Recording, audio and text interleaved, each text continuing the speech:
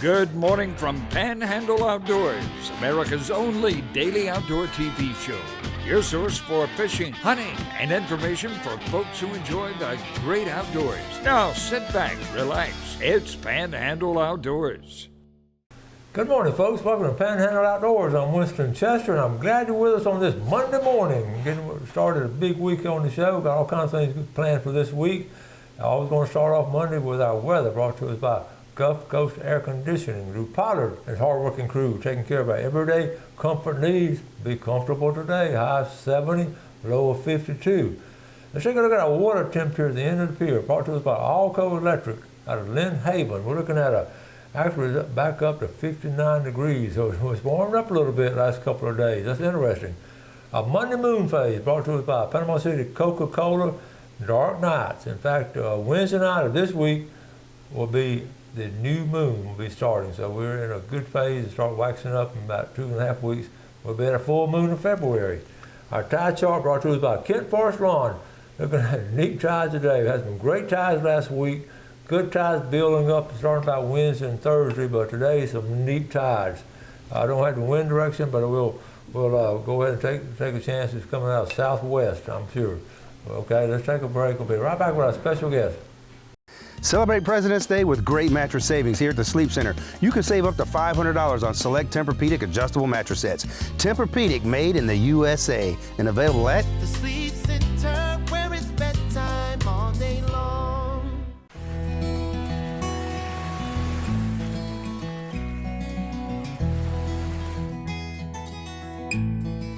Empire Real Estate of Florida, making your real estate dreams a reality throughout the Panhandle and more. If you're considering buying or selling real estate, please call 850-247-8868.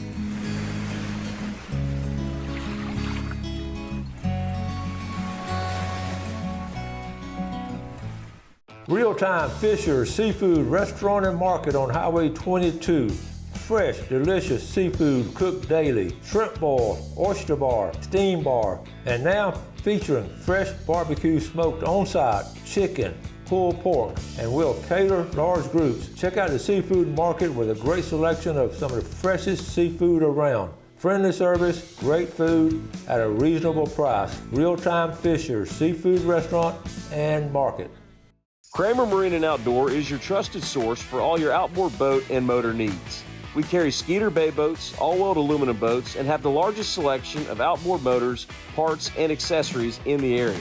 And our master-certified, factory-trained technicians are ready to take care of you. So shop us online at KramerMarineandOutdoor.com or visit us at the corner of Frankfurt and 23rd next to Bill Kramer GM. We're here to keep you out on the water. It's the President's Day mattress sale going on now at the Sleep Center. You can save up to $800 on select Stearns & Foster adjustable mattress sets. Stearns & Foster, made in the USA and available at the Sleep Center, where it's bedtime all day long.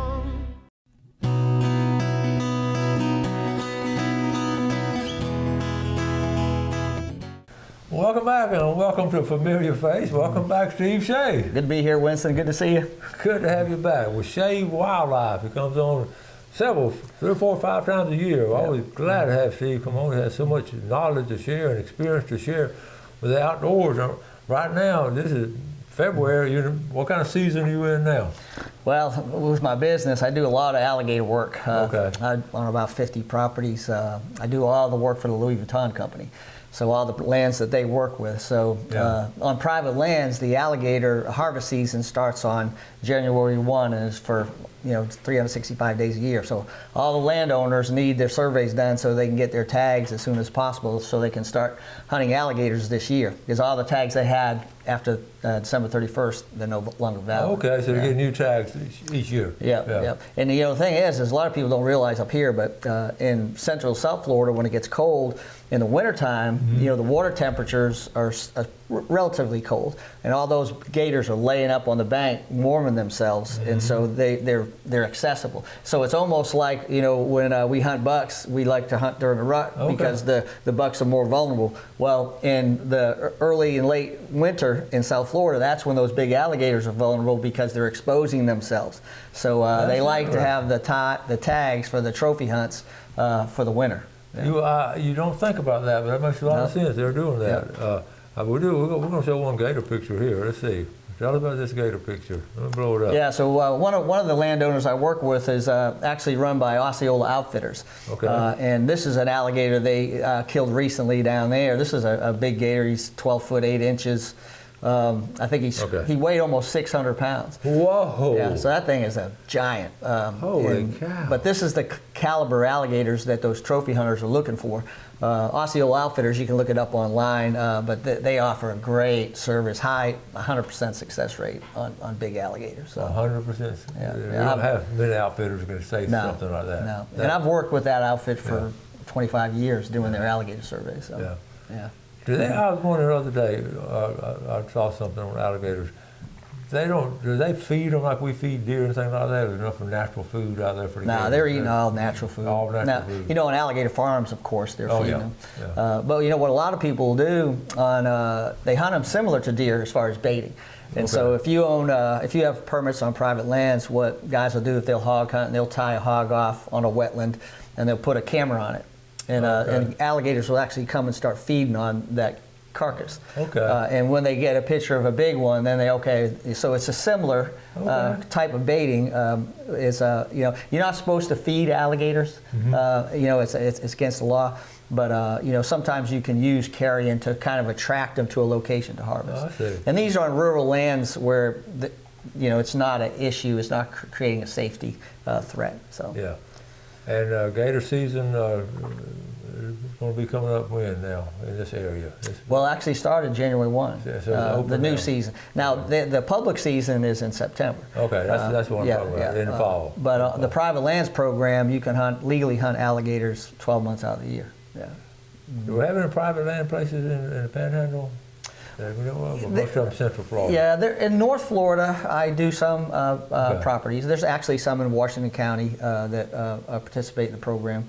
But most of them are in southern part of the state, Central and South Florida. Yeah. Okay, well let's jump over to hunting in general. Now, you've been to Missouri. Every year you go to Missouri. We haven't seen you since you've been to Missouri. So tell us how your dad go this year. Or? No, my dad's 80. He's going to be 89 this month. So wow. He still turkey hunts quite a bit, deer hunts. I actually have a picture of it. We'll show later. He killed a hog with me. But Missouri trip was terrible. This is the first year we killed 3 to 5 big bucks, like 150 class bucks every year. This year we did not kill one. Are you serious? And we weren't getting pictures, and so we knew something was going on. And what we ended up having, we had an EHD outbreak. It's epizootic hemorrhagic disease. It's a viral disease that will kill deer quickly. And usually they die in September, and you'll find them around water holes and whatnot. It's transmitted by a midge that bites the deer, and that's how it transmits the disease. Wow. But we actually have a photo of a deer that I found up there, a nice big 12-point that died. So we realized that's why we weren't seeing the deer. They died. And, and it'll take us a couple years to recover from that. But one of the good things about it, if there is a silver lining to that story, is the last time this happened in Missouri, the 3 years after the EHD outbreak, because the deer density was down because of the number of deer died, well, the size of the bucks increased tremendously. And we killed most of our 180, 190 class bucks those 3 years following the EHD outbreak. So we keep our fingers crossed it's going to happen again this year. But it's not to be confused with CWD. No, it's two completely different. CWD is a prion disease where blue tongue, a lot of people hear this blue tongue virus. Blue tongue virus and EHD virus are very similar. So when you hear people talk about blue tongue, most of the time they're actually talking about EHD. So. Okay. Yeah. And do we have it here in the southeast? Oh yeah. We have cases in Florida every year. Really? And sometimes there's a big outbreak. In Florida, we typically don't have acute cases where a lot of deer die, and that's because we have so much wetlands in Florida. There's not these point source places that the deer come that increases their transmission rate. So Florida is somewhat buffered from it because of the amount of wetlands we have, but in some of the southeastern states that they have more isolated wetlands, those states tend to be more prone to have large outbreaks with acute cases where a lot of deer die. That's interesting. Yeah. That's interesting. So I guess y'all were disappointed over the season. Yeah, I was disappointed, but I've killed a lot of big bucks up there. I know you have. Let's take a quick break. We'll be right back. Happiness is what encourages us all. And at PCU, we know the community is made better by the happiness of our members. Members who understand the advantage they have through our checking, savings, and lending products. Products that improve their lives, their families, and their community. So, when you're looking into your financial options, know that our products are designed with you in mind. Because the happiest people create the best communities. Panhandle Credit Union. Banking made better. Lighting by Levon is your one-stop shop for elegant lighting solutions to fit every home. Visit our beautiful showrooms for free consultations and delivery. Low prices and the best service in the Panhandle. Service is what we sell. Lighting by Levon at Inlet Beach, 13123 Emerald Coast Parkway, Suite F, 850-502-4438. And in Lynn Haven, 809 Florida Avenue, 850-769-1232. Explore the retail paradise that has everything for your outdoor adventure. Blue Water Outriggers in Port St. Joe.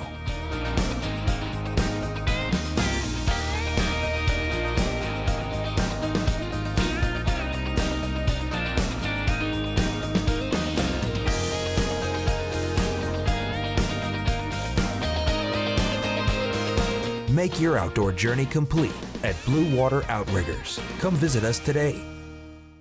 My name is Walter Woodrick, and I am a certified financial planner practitioner at Woodrick Financial in Port St. Joe, Florida. I do business through LPL Financial, the country's #1 independent broker-dealer. I would love to meet you. There's no cost to chat. The financial plans I create for clients really help bring clarity and perspective. You can call, text, email, or stop by. Just Google Woodrick Financial.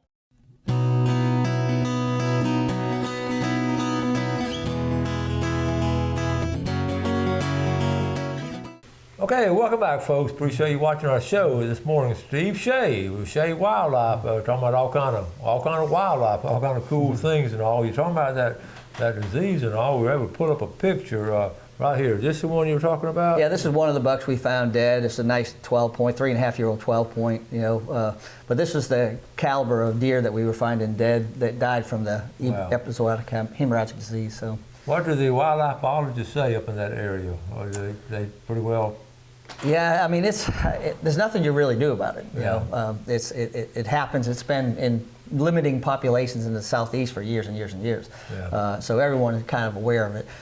There's certain things that I do with landowners to help minimize it when they're creating water structures and whatnot. There's ways that you can build ponds and whatnot. Those midges hatch off the mud slopes of wetlands.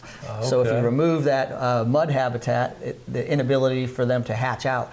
So what we use is steep slope ponds, we use water tanks, and it creates an environment where the midges don't have reproductive potential. So there's ways you can control it. That's interesting. Good information there. Speaking of interesting, this next picture, tell us, this is amazing. Oh yeah, so on my way back from Missouri, I was invited to hunt at a really high quality place up in Kentucky. And this place had 2 true albino bucks, and they've been seeing them since they were fawns. So they were born on the property next door, and then they established residence on this property. But I mean, nice bucks. You see the brown on the forehead, that's just from rubbing and staining of the forehead gland. But it's a true albino. It has pink eyes, pink nose. It's very rare, but there's twins bucks. And I was hunting in a different part of the ranch, and there was a couple guys that were hunting those deer, and they actually had them in bow range 2 different times, but they had obstructed, because we were on a bow hunt, and they couldn't get a shot. But it's pretty novel just to actually have hunted in an area where you actually have an opportunity to see something like that. Wow, and how old do you think the deer are? Those deer, I think they said it was 4.5 years old, because they've been watching them since they were fawns. So. Wow, that's pretty neat. That's a cool picture right there. Yeah. Okay, we'll move on. We've got several other pictures here too. Okay. Yeah, so my hunting this year, Winston, was kind of slim because I built a house and moving into the house, so it's you know how much time that takes. But I did get my grandson out, and this is my grandson Eli Newsom. This is his first buck, and this was a management buck that we identified, a 4.5-year-old deer that only had 6 points, so he was put on the hit list, and my grandson killed that, his first buck, so he's so excited about that now. He told me, Pop, now I'm trophy hunting after he killed that deer. That's so a fine one for his he first was all one. excited. Yep. Yeah. And, A management buck. That's a management buck, yeah. Cool. Yeah. And then we broke the ice 2 weeks before that, and that's his dad, Corey Newsom, and I took him out, and so the first deer he killed was a doe, and then he said, okay, Pop, I want to kill a buck now, and I said, well, I got a nice management buck coming. They said, well, let's go. So 2 weeks later we went, and he got this. So this was his first one and second deer, so he got 2 this year. That's a fine hunting. And he's right all there. happy. That's cool. And then my pop lives in Atlanta now, and he's 89 years old this month, but he still gets out and hunts. Look at that. And I took him out to lease, and he killed this big old boar hog. So he was all happy. But my dad used to tell me when I was a kid, he said, if I live to be 80 years old, I'll be happy. And now he's 89 and he's still hunting. So he's far outlived his life expectations. So he's happy. He's happy. Yeah, happy guy. It's amazing how much outdoors probably helped him over the years. And all. Yeah. And, the thing is a lot of people don't realize is when I would hear people say this all the time. I'm not as mad at them anymore as adults for sure. They don't go as much because it's harder for them to go. Like I don't duck hunt as much as I used to. I used to be an avid duck hunter. Duck hunting is a lot of work. It is. And so you say, I'll just go sit in a deer stand instead because it's easier. Well, so a lot of seniors that don't get to do much because unless they have someone to take them, hunting is one of the only things they can do that they can actually have enjoyment. My dad counts the days until he can go on his next turkey hunt. And so that's what it means to him. Yeah. So as far as mentorship of taking elders hunting, don't forget about that, guys. Even if it's not your family member. I mean, it is such an appreciation, and a lot of people when they get that age, they don't have anything else to look forward to. You're right. And being able to go out and make a harvest opportunity or just go. And my dad, like he just loves going into hunt camp and talking to everybody. And it's just because a lot of seniors, they get lonely. Yeah. And to be able to engage in all aspects of hunting is very, very important for them. Oh, you brought us some very, very good points. It's so valid about our older generation. They need that hope. They look forward to something. They need that camaraderie. And we spend a lot of time and all. We're taking young people outdoors, which is justified. We need to do that, but we don't need to. And we talked about this on the show before.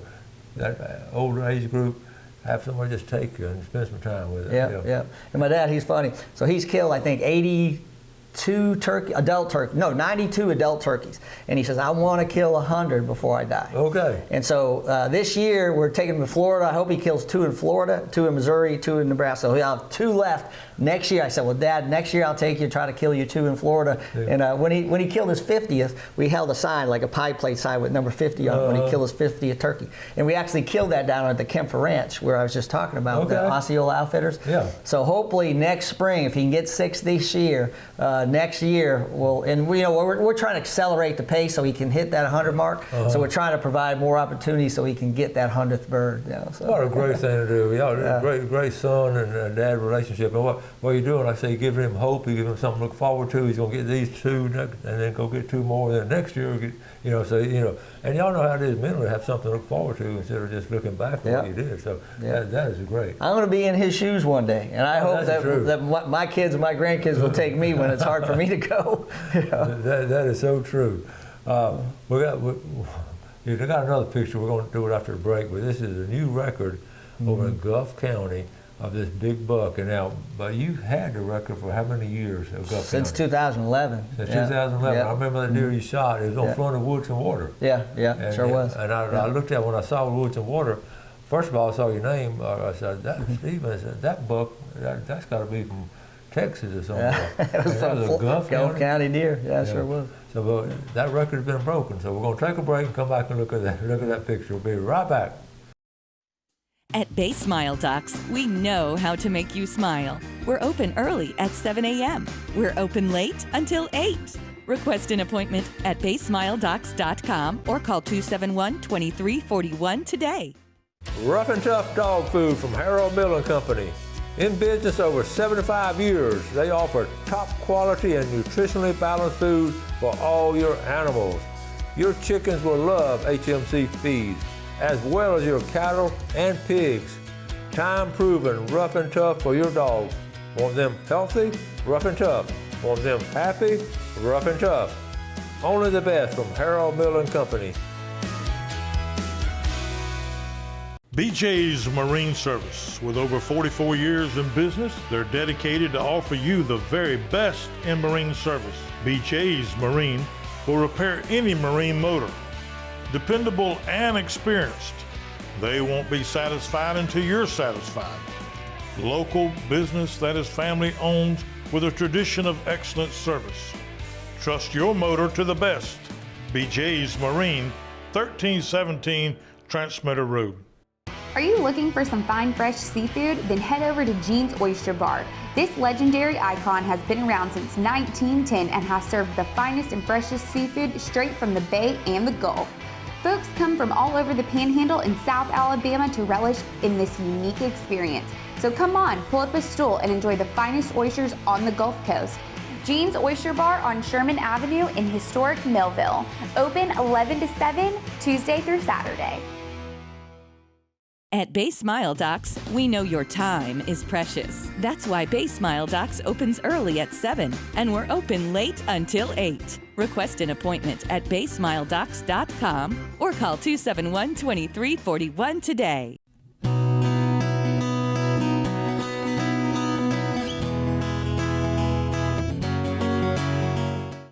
Okay, welcome back. So here with Steve Shea. Let's take a quick look at our fishing game times today, brought to us by Blue Water Outriggers in Port St. Joe, 2:57 to 4:57 this morning, and 3:22 to 5:22 this evening. Now, we're going to show you this picture of this Gulf County record right here. So, wow, what a buck. Yeah, that's a nice deer.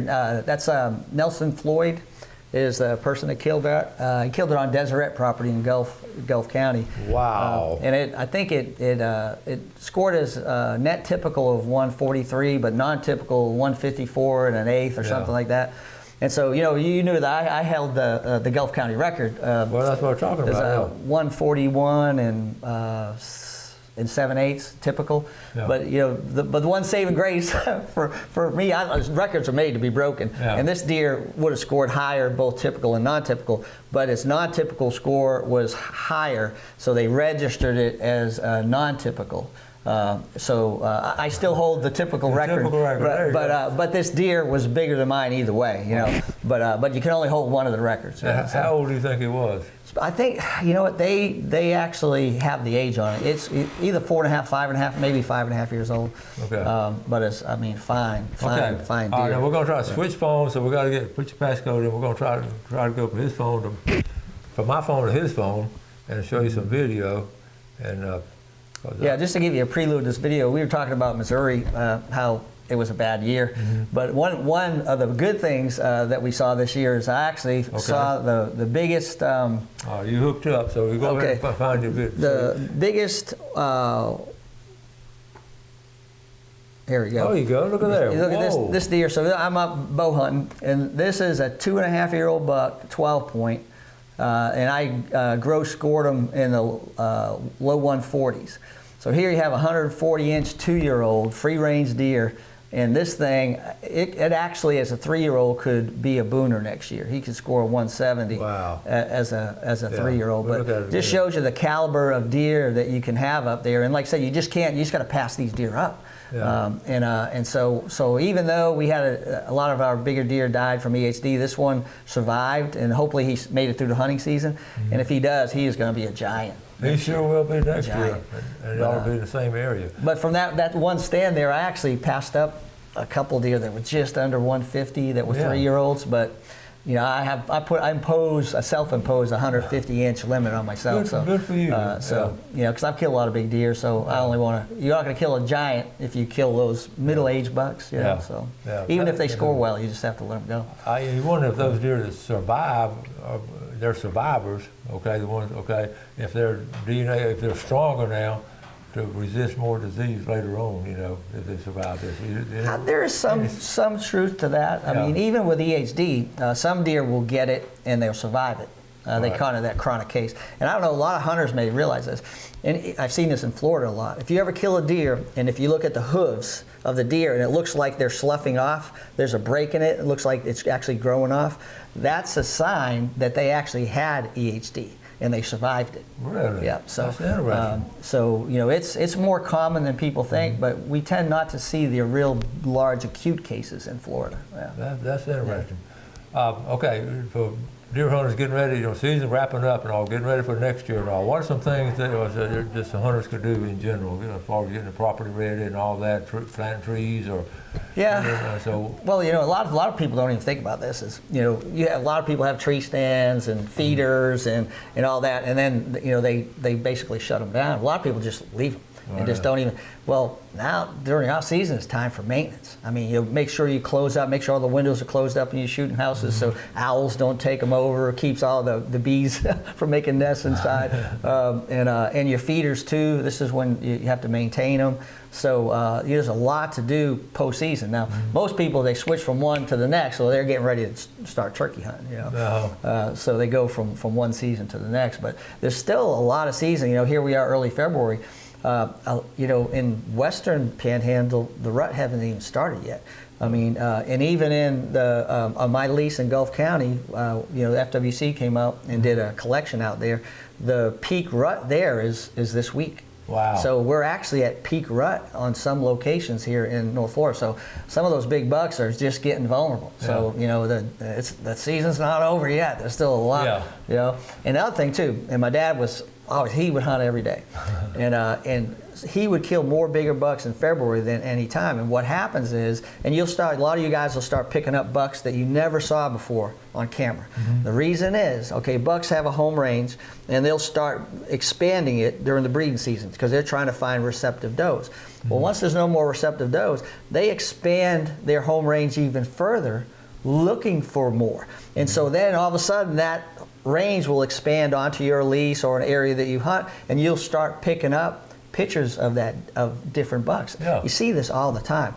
That's when you have to mobilize quickly. When you see him there, say he comes to your feeder, that deer has pushed his range, you need to get on him right there because he's not going to stay long. He may be there just a few days. Yeah. Boy, what great information right there. And people don't think, you say this time of year, people don't think about that kind of thing, but it makes a lot of sense. And I would always see that. I'll always pick up, one or two bucks that you never saw. So where did that deer come from? Well, what it is, it's just expanded its range. And so it's instead of his peripheral range may have been outside, where you hunt. But when the rut comes in, and especially late rut, when he's looking for more does, it encompasses where you hunt. Well, you need to get him while that short amount of time where he's there. Well, you got me fired up now. I'm going to head to the woods. We went to what, February 23rd, I think. Well, several more weeks and all. Oh, yeah. That'd be great. Yeah. Well, Steve, it's always great having you on, and this great information, great pictures. That was a big old gator and a big old buck. So, So we'll continue. You stay busy now that with the gators right now. Oh yeah, I'm bits. I need to retire, but. No, don't be. You got to be like your dad. Yeah. All right, buddy. Thanks for coming. I appreciate it, Winston. God bless. God bless you. Always good to have you on, folks. We appreciate you watching the show and having great guests like this. I know y'all enjoy them, and we're just going to keep bringing you the best we can. So y'all do something good for someone else today. Have a great day. Enjoy the outdoors, and let's take care of it. God bless. Thanks for watching America's only daily outdoor TV show, Panhandle Outdoors with Winston Chester, featuring hunting, fishing, and other activities and information to help you enjoy the great outdoors. Join us next time for Panhandle Outdoors.